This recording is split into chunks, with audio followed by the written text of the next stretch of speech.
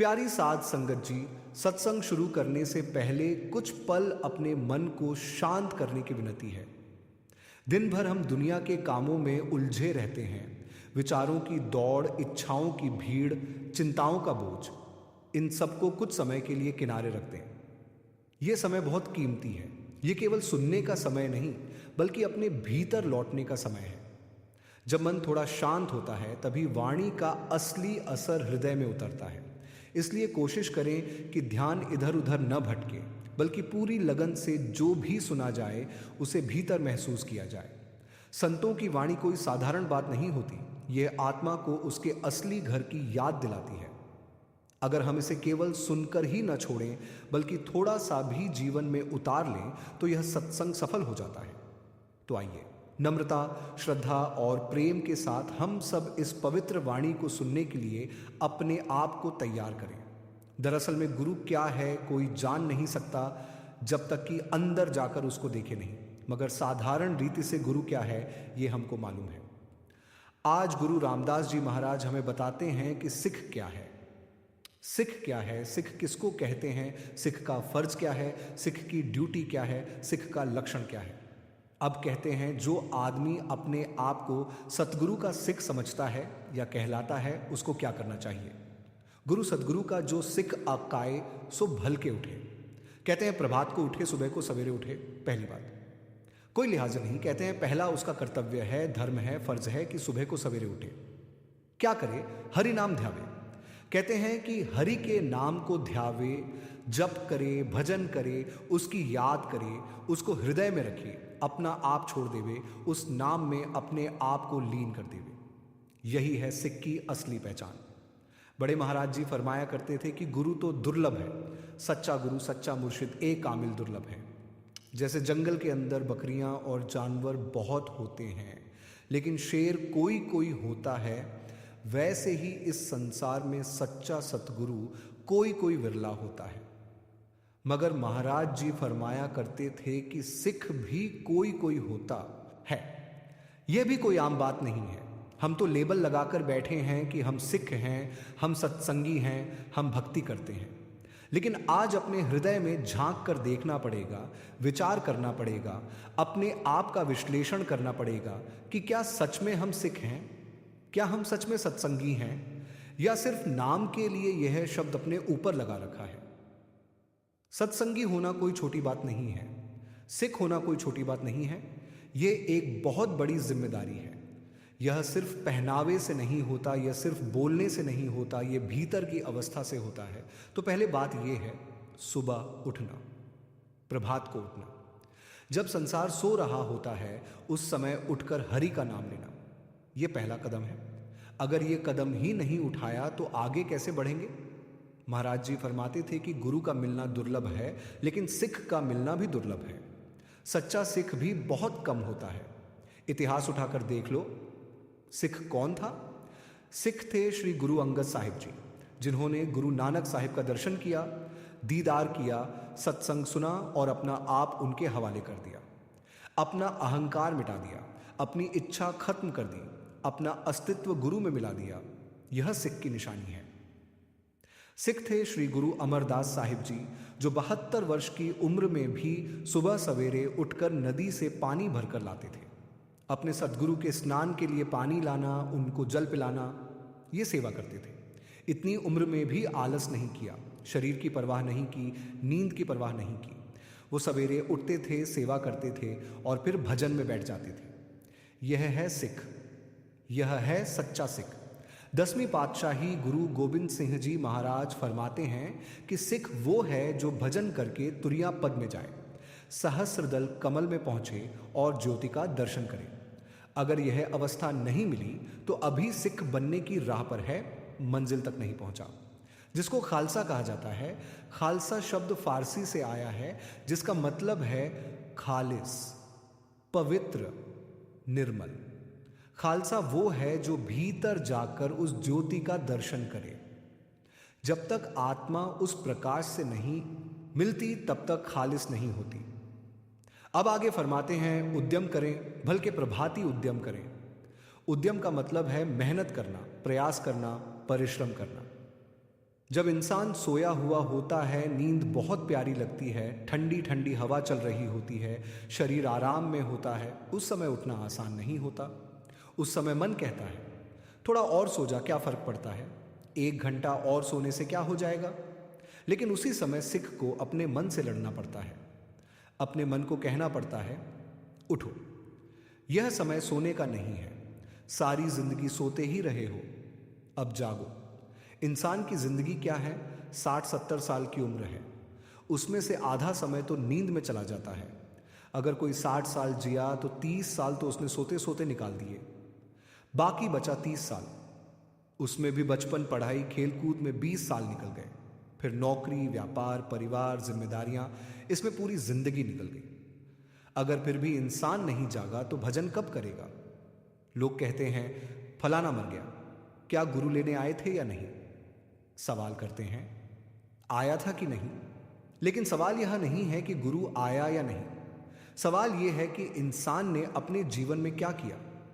जो अपना धर्म निभाते हैं, जो भजन करते हैं, उनके पास तो पहले से सूचना भी आती है, उन्हें संकेत भी मिलते हैं, उन्हें अंदर से तैयारी भी करवाई जाती है।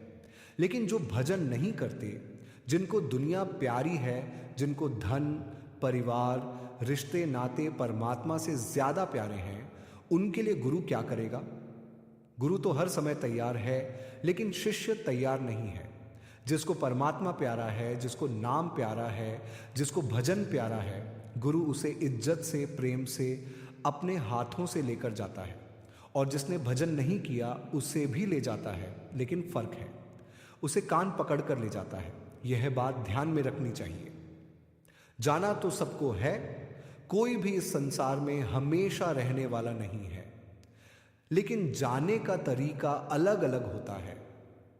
एक वह है जिसे प्रेम से बुलाया जाता है, और एक वह है जिसे खींच कर ले जाया जाता है। अब इंसान को खुद तय करना है कि उसे कैसे जाना है। सिख का जीवन बहुत अनुशासन वाला होता है। सिख का जीवन जागरूकता का जीवन है। सिख हर समय सजग रहता है, अपने विचारों में, अपने कर्मों में, अपने बोल में। वह जानता है कि यह जीवन बहुत कीमती है।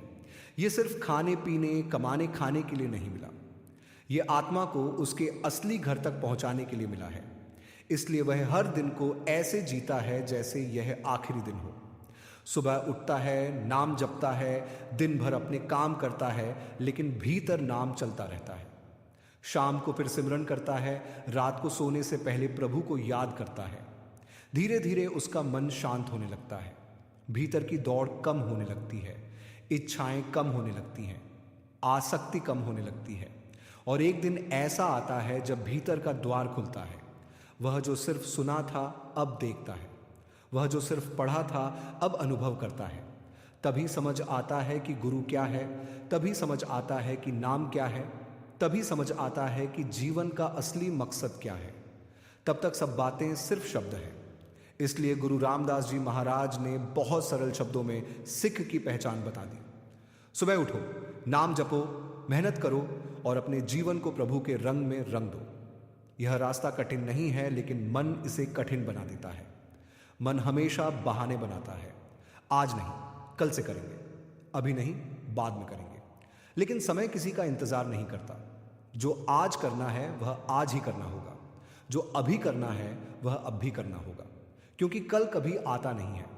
सच्चा सिख वही है जो आज को पकड़ लेता है, जो अभी को जीता है, जो इस क्षण में प्रभु को याद करता है, और यही याद धीरे धीरे उसे प्रभु तक पहुंचा देती है। यही है सिख की राह, यही है सिख का धर्म, यही है सिख का कर्तव्य। जिस वक्त इसको सतगुरु ने नाम की बख्शिश की हुक्म क्या दिया था, 2.5 घंटा भजन में बैठना, उपदेश दिया कि हरि हरि जपू जापे। उनके उपदेश के अनुसार जितना समय का उन्होंने हुक्म दिया था, 2.5 घंटा सिमरन भजन करो, उतना करे। महाराज जी ने तो यहां तक मेहरबानी की है कि अगर 2.5 घंटा एक ही वक्त आप सिमरन में नहीं बैठ सकते हैं, तो आप 1.25 घंटा सुबह करो, 1.25 घंटा रात को करो। और बीबियों के लिए ये कहा गया है कि जब पतिदेव दफ्तर चले जाते हैं और बच्चे स्कूल चले जाते हैं, उस समय भी बैठ सकती हैं। अगर ऐसा भी संभव नहीं है, कोई आदमी बुजुर्ग है, बूढ़ा है, तबीयत अच्छी नहीं है, बीमारी है, तो 3 हिस्सों में बांट लें। लेकिन यह बात जवानों के लिए नहीं है। जवान चाहे पुरुष हों, चाहे लड़कियां, चाहे बीबियां, उनको कोशिश यह करनी चाहिए कि एक ही वक्त बैठें। लाचार में, मजबूरी में 2 हिस्सों में बांटें और धीरे धीरे सुबह का समय बढ़ाते जाइए, रात का समय कम करते जाइए, क्योंकि उसका अधिकतम फल मिलता है। कहते हैं ऐसा करने से क्या होगा, सब कल बिखर पाप दुख लहे जावे। कहते हैं उस आदमी को फिर क्या दुखाएगा, उसके पाप खत्म होते जाते हैं। पाप कैसे खत्म होते हैं? सिमरन से। सिमरन से हमारे पाप खत्म होते हैं। या गुरु बख्शे तो गुरु को भी अपने ऊपर लेना पड़ता है। काल अपना हिसाब लेता है। इस बात को ख्याल में रखना चाहिए कि काल अपना हिसाब लेता है। अगर गुरु भी बख्श दे तो गुरु को कुछ न कुछ देना पड़ता है, अपने सिर पर लेना पड़ता है। इसलिए हम सिमरन करें। भाई शादी की बात आती है। जब वह सरसे से सिकंदरपुर जा रहे थे या सिकंदरपुर से सरसे जा रहे थे, रास्ते में भाई शादी को सांप ने काट लिया। शरीर बिल्कुल काला पड़ गया। वहां जो सत्संगी था वह भागा महाराज जी को बताने के लिए। तो भाई शादी ने उसको कहा, नहीं, मैं नहीं चाहता कि मेरे महाराज जी मेरा जहर अपने सिर पर ले लें। मुझे मरने दो। अगर मेरा समय आ गया है तो मरने दो, मगर महाराज जी को मत बताओ। लेकिन वह भागा और जाकर महाराज जी से कहा कि हुजूर, भाई शादी को सांप ने काटा है और हालत ठीक नहीं है। महाराज जी उस समय घोड़े पर सवार थे। आगे जाकर घोड़े से उतरे और पूछा, यहां पास में कोई नीम का पेड़ है? लोगों ने कहा, सुना है कि नीम का पेड़ काटे हुए स्थान पर लगाया जाए तो झर उतर जाता है, मगर वहां नीम नहीं था। महाराज जी बोले, अच्छा, जो दूसरा पेड़ है वह भी काम करेगा।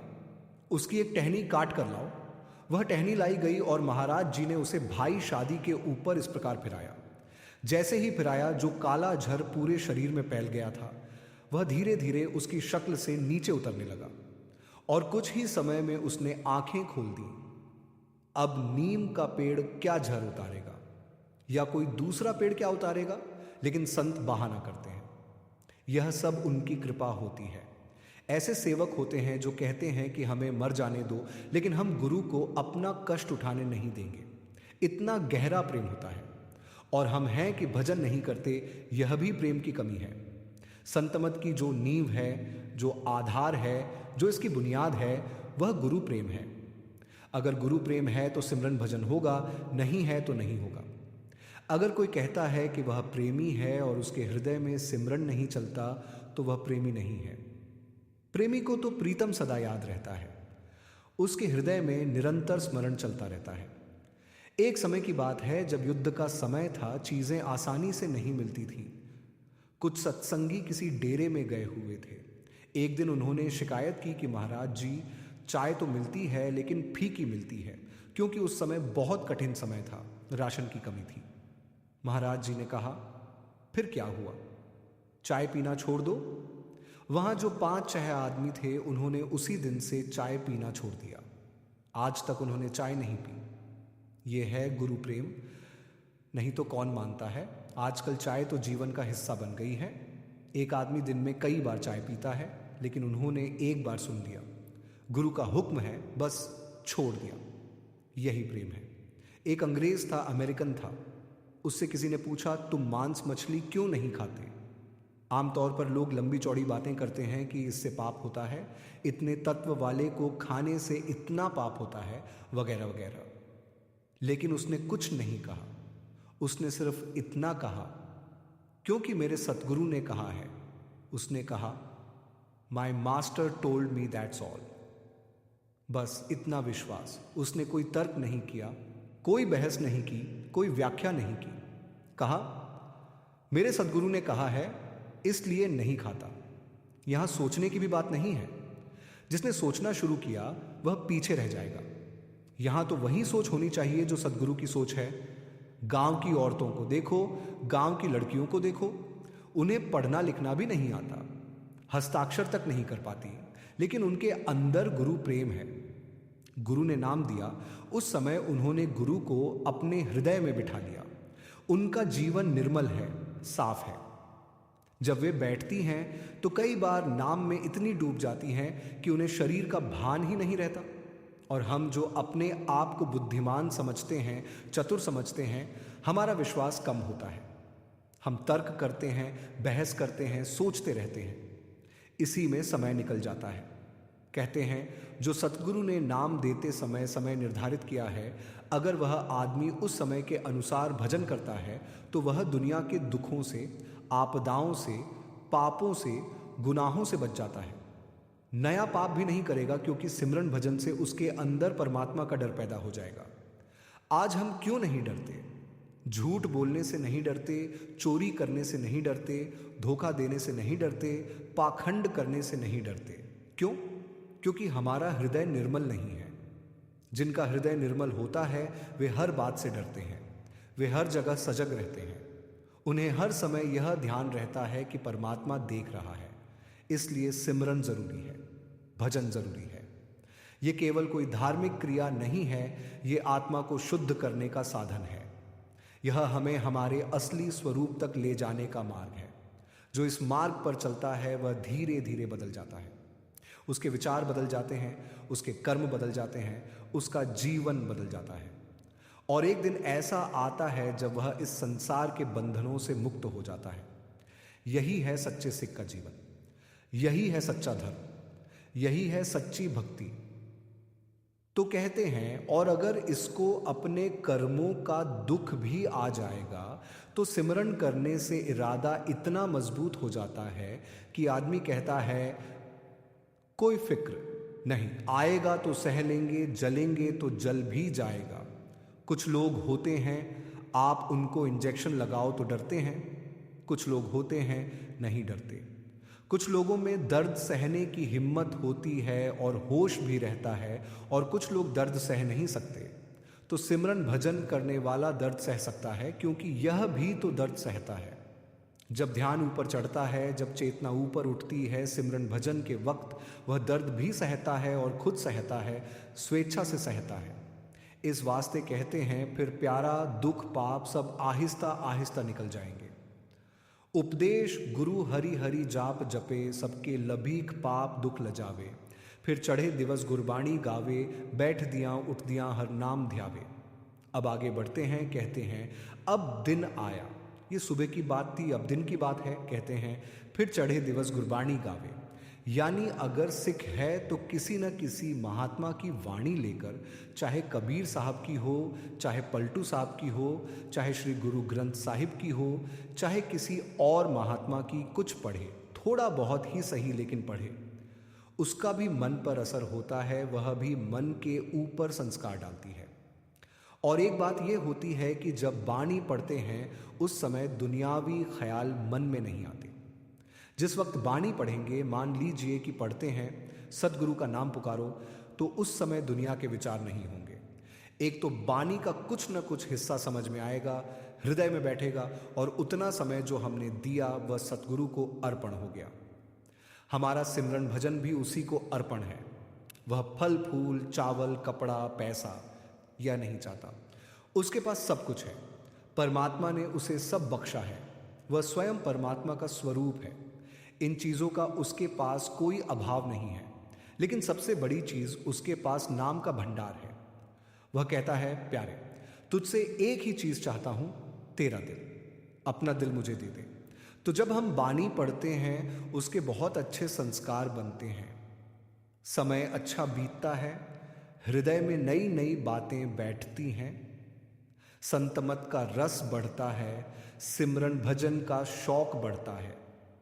इसीलिए कहा फिर चढ़े दिवस गुरबाणी गावे। इसका मतलब यह नहीं कि सारा दिन ही बानी गानी है। अपनी ड्यूटी भी करनी है, दुकान पर भी जाना है, दफ्तर में भी जाना है, खेती बाड़ी भी करनी है, घर गृहस्थी भी संभालनी है, सब कुछ करना है। लेकिन अगर हम रोज़ 10 मिनट भी निकाल लें कि हम बानी पढ़ेंगे तो बहुत है। चाहे किसी भी महात्मा की हो, ये सब महात्मा परमात्मा के प्यारे हैं, भक्त हैं। चाहे हिंदू हों, चाहे सिख हों, चाहे मुसलमान हों, भक्ति मार्ग में मजहब नहीं आता। मजहब बाहर की चीज है और नाम, भजन, बंदगी, रूहानियत ये सब अंदर की बातें हैं। इसीलिए भक्तों का मार्ग अलग होता है, वह प्रेम का मार्ग होता है। अब कहते हैं, बैठ दियां उठ दियां हर नाम ध्यावे। जब बीवियां रसोई में काम करती हैं, सब्जी काटती हैं, खाना बनाती हैं, तो क्या उस समय सिमरन नहीं हो सकता? हो सकता है। जब कोई गाड़ी चला रहा है और हम पीछे बैठे हैं, तो क्या उस समय सिमरन नहीं हो सकता? हो सकता है। जितना समय मिलता है उतना सिमरन किया जा सकता है। इसीलिए कहा, बैठ दियां उठ दियां हर नाम ध्यावे। जितना हो सके, जितना बन पड़े, उतना प्रभु का नाम जपना चाहिए। धीरे धीरे उसको नाम का रंग लग जाता है। खाते पीते, चलते फिरते, सोते जागते, हर समय। प्रेम की यही पहचान है। अगर कोई कहता है कि वह प्रेमी है और सिमरन नहीं करता, तो वह प्रेमी नहीं है। प्रेमी को तो प्रीतम सदा याद रहता है। जैसे एक जवान लड़का और एक जवान लड़की, अगर उनमें प्रेम हो जाए तो उन्हें कोई सिखाने की जरूरत नहीं होती। वह एक दूसरे को हर समय याद करते हैं, उनके हृदय में वही बसते हैं। तो जिस सिख के अंदर सदगुरु के लिए प्रेम है, उसका सिमरन अपने आप चलता रहेगा। लेकिन यह भी सिमरन करने से ही पैदा होता है। सिमरन एक अजीब चीज है। इसी से प्रेम पैदा होता है, इसी से परमात्मा का डर पैदा होता है और हमारी रहनी सहनी भी सुधरती है। रहनी का मतलब है जीवन जीने का तरीका। लेना देना, व्यवहार सब शुद्ध होना चाहिए। जैसे संतों की रहनी होती है साफ, सच्ची, पवित्र। हलाल की कमाई खानी, चाहे नौकरी से हो, चाहे खेती से, चाहे व्यापार से। जैसे रविदास जी जूते बनाते थे, पर उनका जीवन पवित्र था। तो यह जो अच्छी रहनी है, यह भी सिमरन भजन से आती है। इसीलिए हर जगह नाम जपने की बात कही गई है। ग्रंथ साहिब में भी हर पन्ने पर, हर जगह नाम ध्यान, गुरु ध्यान की महिमा कही गई है। ध्यान का मतलब है कमाई करना, अभ्यास करना, भजन करना। आगे कहते हैं, फिर चढ़े दिवस गुरबाणी गावे, बैठ दियां उठ दियां हर नाम ध्यावे। जो सास गिरास ध्याय मेरा हरि, सो गुर सिख गुरु मन भावे। गुरु रामदास जी महाराज कहते हैं, जो हर सांस, हर निवाले में, खाते पीते, चलते फिरते, हर समय प्रभु का ध्यान करता है, वह गुरु को बहुत प्यारा लगता है। हम सब गुरु के प्यारे हैं, क्योंकि गुरु ने नाम बख्शा है, उसकी रहमत है। लेकिन जो हर समय उसे याद करता है, वह विशेष रूप से गुरु को भाता है। ऐसे ही गुरुमुख जन होते हैं। उनकी जिंदगी में शुरू में भी गुरु, बीच में भी गुरु, अंत में भी गुरु। गुरु अर्जन देव जी महाराज ने फरमाया, गुरु गुरु गुरु गुरु कर मन मोर, गुरु बिन मैं नाही कोर। अब अपने दिल में झांक कर देखें, सुबह से शाम तक कितनी बार गुरु याद आया, कितनी बार सिमरन हुआ। अगर सच में हम लिख लें तो पता चल जाएगा कि हम कहाँ खड़े हैं। जब सत्संग में सिमरन की बात होती है, तो करना यह चाहिए कि यहाँ से उठकर जितना हो सके सीधे घर जाइए और सिमरन करते जाएं। इधर उधर मिलने की क्या जरूरत है। अगर प्रेमी हैं तो रास्ते भर सिमरन करें। कम से कम आज के दिन का संकल्प तो लें कि सत्संग से घर तक सिमरन करेंगे। हो या ना हो, कोशिश तो हो। यही उद्यम है। धीरे धीरे, थोड़ा थोड़ा करके यह रंग चढ़ जाता है। और जब रंग चढ़ जाता है तो फिर मन अपने आप नाम में लग जाता है। तो कहते हैं, वह सिख गुरु को प्यारा लगता है और उसे गुरु प्यारा लगता है जो हर सांस गिरास में प्रभु का ध्यान करता है। स्वामी जी महाराज ने भी कहा, दिन रात रहे गुरु ध्याना, गुरु बिन और कोई न जाना। हर सांस में गुरु को बसाओ, हर पल गुरु का जस गाओ। गुरु को हृदय में रखो तो काल की छाया मिट जाती है। सब संत यही बात कहते हैं, एक नहीं सभी। चाहे बाइबल देख लो, चाहे कोई और ग्रंथ, सभी यही कहते हैं कि प्रभु का स्मरण करो। अगर पूरा नहीं हो पाता तो भी कोई बात नहीं, आधे में रुक गया कोई बात नहीं, लेकिन कोशिश होनी चाहिए, उद्यम होना चाहिए। गुरु भीतर भी है, बाहर भी है। जो व्यास में बैठा है वही यहाँ भी है। वह देख रहा है कि उसका पुत्र, उसकी पुत्री प्रयास कर रहे हैं।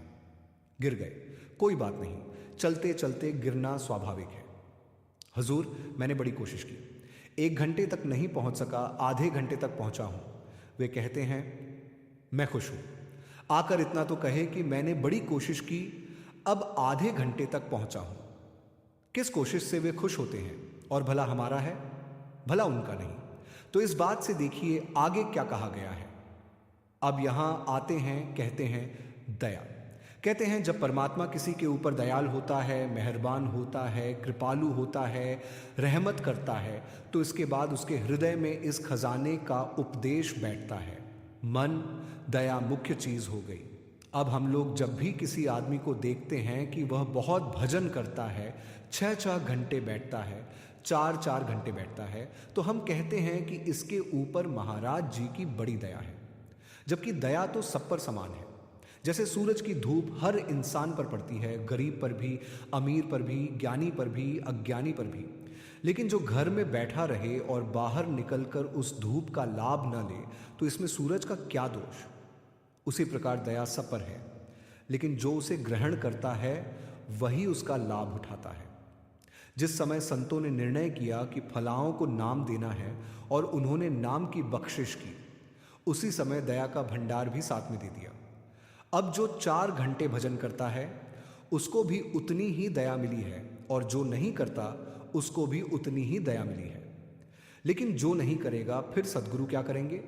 कभी किसी रूप में झटका देंगे, कभी बीमारी, कभी अपमान, कभी गरीबी, ताकि वह जाग जाए। यह सब उनकी दया ही है, सज्जा नहीं। यह मन अंदर बैठा हुआ हमें बहकाता है, कहता है कि उसके ऊपर ज्यादा दया है, देखो उससे ज्यादा बात करते हैं, उस पर ज्यादा ध्यान देते हैं। यह सब मन के भ्रम है। बाहर का व्यवहार अलग होता है। जैसे संसार में बड़े आदमी को कुर्सी मिलती है, गरीब को जमीन पर बैठना पड़ता है, लेकिन संतों के दरबार में ऐसा नहीं है। वहां तो सब एक समान है। गरीब को भक्ति चाहिए, अमीर को इज्जत चाहिए, इसलिए उसे कुर्सी मिलती है। लेकिन जो भक्ति चाहता है उसे भक्ति मिल जाती है। संतों के पास न कोई गरीब है न कोई अमीर, वे तो सबके मालिक हैं, लेकिन हमारा मन हमें शिकायतें करता रहता है। अब आखिर में देखिए क्या कहा गया है। जिस 9 ताला हुए मेरा स्वामी, तिस गुरु सिख गुरु उपदेश सुनावे। जन नानक दूर मंगे तिस गुरु सिख की, जो जाप जपे और नाम जपावे। अब वह सिख गुरुमुख हो गया। जो ऐसा करता है वह गुरुमुख बन जाता है। नाम का रंग उसमें लग गया। पहले वह दुनिया दुनिया करता था, अब गुरु गुरु करता है। पहले उसके हृदय में संसार की वस्तुएं थीं, अब नाम बस गया। उसका नाम सदा चलता रहता है, कभी बंद नहीं होता। जब उसकी यह अवस्था हो जाती है तब वह पवित्र हो जाता है, निर्मल हो जाता है। गुरु नानक साहिब कहते हैं, ऐसे गुरुमुख के चरणों की मैं भीख मांगता हूं। वह जो खुद भी नाम जपता है और दूसरों को भी जपाता है। ऐसे संतात्मा स्वयं भी सिमरण करते रहते हैं और अपने सेवकों को भी प्रेरित करते हैं, जपो प्यारे, सिमरण करो। लेकिन हम क्या करते हैं? हम सोचते हैं हाँ बात तो ठीक है, लेकिन धीरे धीरे करेंगे। हम उसे टालते रहते हैं, आज नहीं कल करेंगे, फिर कल नहीं परसों करेंगे। कबीर साहिब कहते हैं, कबीर कीचड़ आटा गिर पड़ा, कछु न आयो हाथ। पीसत पीसत चाविया सोई निबियो साथ। 2 स्त्रियां चक्की पीस रही थी। एक जो थी वह पीसते पीसते थोड़ा थोड़ा आटा खाती जा रही थी, दूसरी ने नहीं खाया। जब दोनों चली तो रास्ते में कीचड़ में उनका आटा गिर गया। अब जो खा चुकी थी उसका कुछ बच गया, जो नहीं खाई थी उसका सब व्यर्थ चला गया। इसी प्रकार जो संसार में रहते हुए थोड़ा थोड़ा सिमरण करता रहता है, काम करते हुए, परिवार में रहते हुए, वही अंत में काम आता है। गुरु महाराज कहते हैं, मेरा हुक्म मानो। हम वहां पहुंचे या न पहुंचे, लेकिन हुक्म मानना ही बड़ी बात है। एक गाय अगर कीचड़ में फंस जाए तो वह खुद नहीं निकल सकती। जब तक कोई बाहर से मदद न करे, वह केवल पूंछ हिलाती रहती है। इसी प्रकार हमारा सिमरन है, यह पूंछ हिलाने जैसा है, लेकिन हुक्म है कि करना है। जब वे कृपा करेंगे तो हमें उस कीचड़ से बाहर निकाल लेंगे। हुक्म में बहुत शक्ति है, इसलिए उसका पालन करना चाहिए। अब आगे गुरु अर्जन साहिब जी फरमाते हैं, जो दिसई गुरसिकड़ा तिस निब निब लागो पाए। जीव आशा बिरता जिय की, गुर सज्जन देहु मिलाए। का जो सच्चा गुरुमुख मिल जाए, उसके चरणों में बार बार झुको। वह अब प्रभु रूप हो गया है, उसके सामने अपना हृदय खोल दो। हम लोग अपना दिल खोलते नहीं, इसलिए साफ नहीं होते। गुरु के सामने सब कुछ कह देना चाहिए, पाप, पुण्य, गलतियां, सब कुछ। अगर बच्चे को अपने पिता से भी कुछ छिपाना पड़े तो फिर वह किससे कहे? गुरु ही माफ करने वाले हैं, वही रास्ता दिखाने वाले हैं, वही हमारी पीड़ा को समझने वाले हैं। दुनिया कहती है यह अपना कर्म भोग रहा है, लेकिन संतों का हृदय ऐसा नहीं होता। वे दूसरों का दुख भी महसूस करते हैं। एक गांव में एक स्त्री का पति मर गया। वह बहुत रोती थी। लोग समझाते, लेकिन वह नहीं मानी। किसी ने कहा संतों के पास जाओ। वह गई, लेकिन सामने नहीं गई, घर में ही बैठकर रोती रही। महाराज जी ने किसी को भेजा और कहलवाया, उसे कहो रोना बंद करे, हमें बहुत दुख होता है। यह संतों का हृदय है, वे हमारे दुख को अपना दुख मानते हैं। इसलिए कहा गया अपने दिल की बात उनके सामने रखो, वे ही हमारे सच्चे हमदर्द हैं। फिर आगे कहा, सोई दसो उपदेशड़ा, मुख मेरे को नाम बख्शियो, मेरा मन अंत न गाऊ जाए जियो। बाना कहते हैं, मुझे वह नाम दो, वह उपदेश दो जिससे मेरा मन शांत हो जाए, मैं अपना मन उनके हवाले कर दूं। यही सच्चा मार्ग है, सिमरन, भक्ति और समर्पण। ये मुझे यह मालूम नहीं है प्रभु, ए मन ते कौन देवा। साहिब, मैं किस तरह से अपना मन दे दूं? बड़ा ओखा है, बड़ा मुश्किल है अपना मन देना। सब कुछ हम दे सकते हैं, लेकिन मन नहीं दे सकते। तो कहते हैं प्रभु आप ही जानते हैं, आप ही मुझे बताओ कि मैं किस तरह से अपना मन दे दूं। संतों को जो वह मार्ग देते हैं, मुझे भी वही मार्ग बता दो। मुझे नाम का मार्ग दे दो, प्रभु का मार्ग दे दो, हरि का मार्ग दिखा दो। अब यह प्रार्थना और विनती उस रूह की है जिस रूह को प्यास है, जिस रूह को दर्द है, जिस रूह को मालिक की तृष्णा है। वह कहती है मैं बहुत दूर से आई हूं प्रभु, बहुत दूर से आई हूं। इसका मतलब यह नहीं कि यह दुनिया के किसी शहर से आई है, यह तो जन्मों जन्मों से भटकती हुई आई है।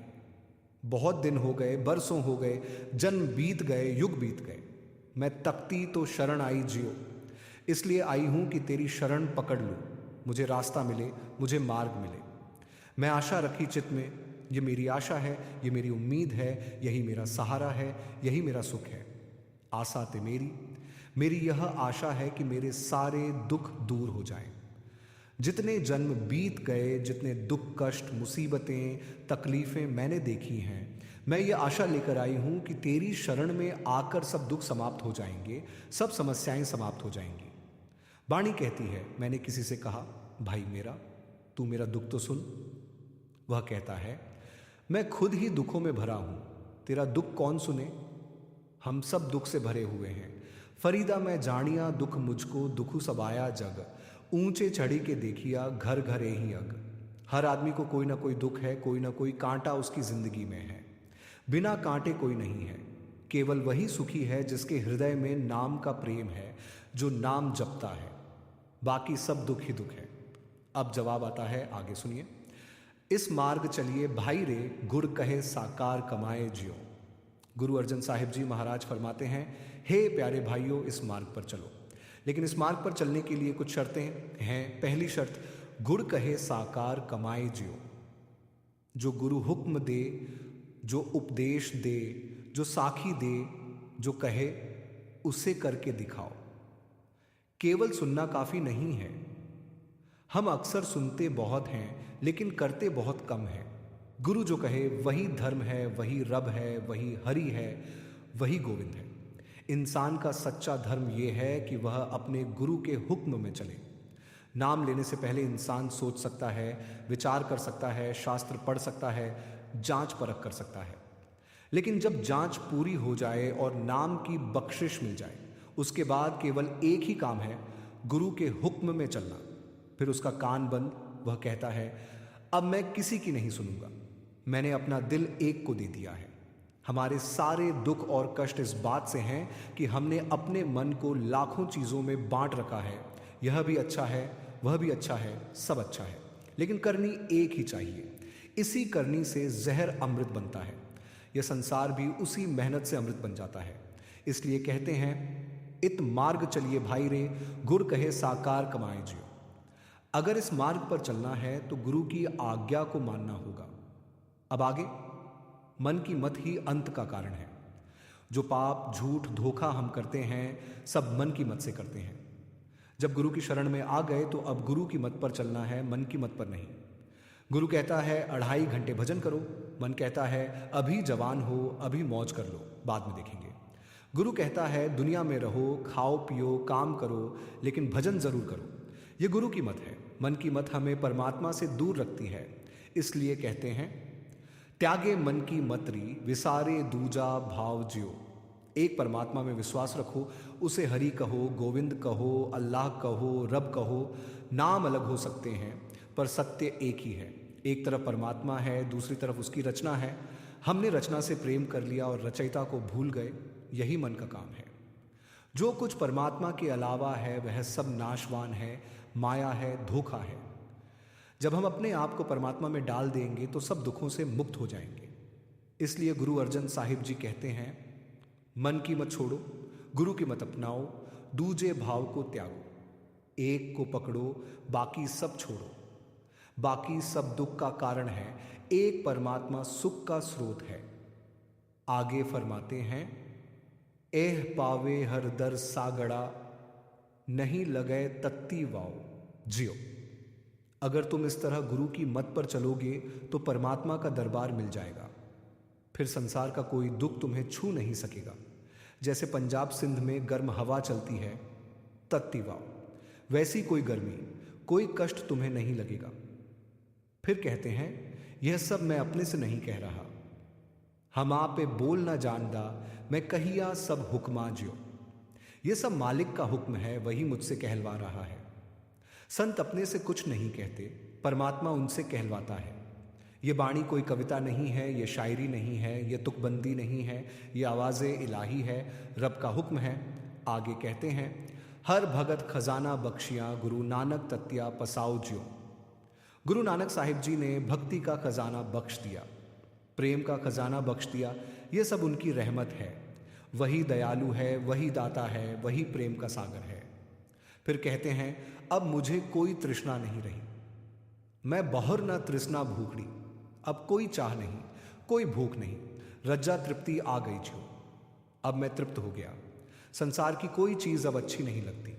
लेकिन हमारी हालत देखो, बाल सफ़ेद हो गए, शरीर कमज़ोर हो गया, डॉक्टर कई बीमारियां बता देता है, फिर भी इच्छाएं खत्म नहीं होती। एक जगह दुकान है, दूसरी जगह और खोलने की सोचते हैं, तृप्ति नहीं है। लेकिन जो नाम का रस पी लेता है वह तृप्त हो जाता है। अगर सतगुरु सामने खड़े होकर पूछें क्या चाहिए, तो कोई कोई विरला होगा जो कहेगा आप ही काफ़ी हैं। बाकी लोग अपनी अपनी इच्छाएं बताएंगे, यह दे दो, वह दे दो। लेकिन सच्चा प्रेमी कुछ नहीं मांगता, वह कहता है आप मिल गए, सब मिल गया। यही प्रेम की पहचान है। इसलिए प्यारे भाई, आज से ही कोशिश शुरू करो, कल पर मत छोड़ो। धीरे धीरे, थोड़ा थोड़ा, लेकिन लगातार सिमरन करो। गुरु का हुक्म मानो, गिरो तो उठो, फिर चलो। यही रास्ता है, यही सच्चा जीवन है। अगर यह वाणी दिल को छू गई हो तो इसे यहीं तक मत रखो, इसे अपने जीवन में उतारो। और अंत में, अगर आपको यह सत्संग अच्छा लगा तो चैनल को जरूर सब्सक्राइब करें, ताकि ऐसे ही और रूहानी संदेश आप तक पहुंचते रहे। और नीचे कमेंट करके ज़रूर बताएं कि आपको यह वाणी कैसी लगी। आपकी प्रतिक्रिया और भी लोगों को प्रेरित करेगी।